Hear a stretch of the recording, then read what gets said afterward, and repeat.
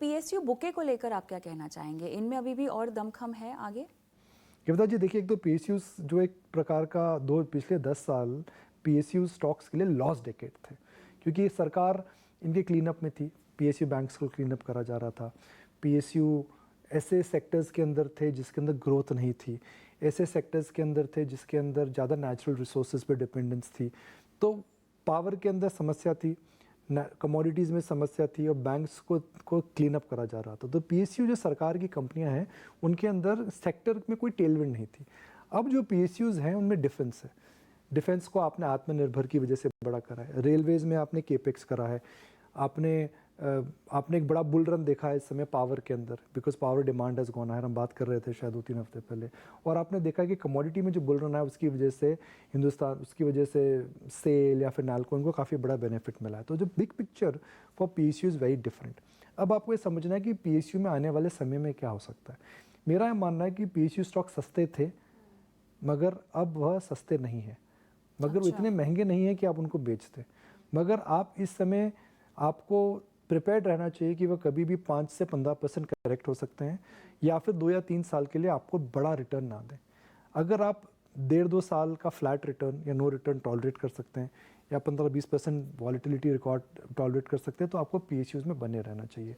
The massive री rating in PSUs, whether it is banks, whether it is resource, whether it is defence, whether it is railways, I think all that is over.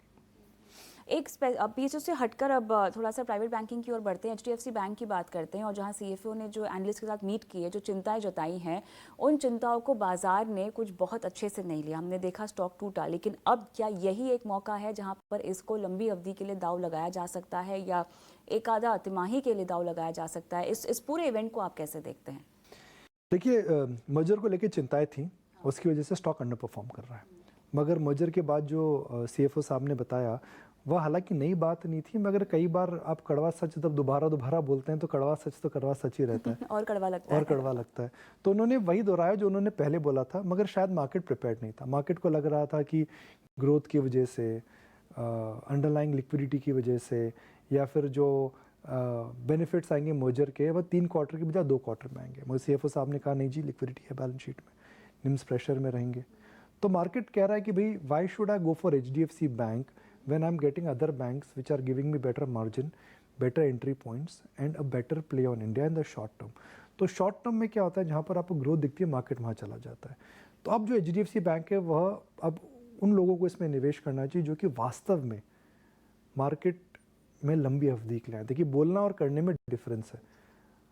बोलना और करने में difference होता है। अगर आप 6-8 महीना एचडीएफसी बैंक में बैठे रह सकते हैं बिना रोज भाव को लेकर के विचलित हुए, तो इन्वेस्ट करिए। फ्रेंचाइज की वैल्यू बहुत बढ़िया है। कब आएगा ऊपर मुझे ये नहीं पता, मगर ऊपर ज़रूर आएगा। हो सकता है अगले महीने आ जाए, अगले 2 साल बाद आए, तो वह हमें नहीं पता लगता है। हमें टाइमिंग नहीं पता लगती, पर हमें इतना पता है कि भाई अगर डायरेक्शन क्या है। बिल्कुल।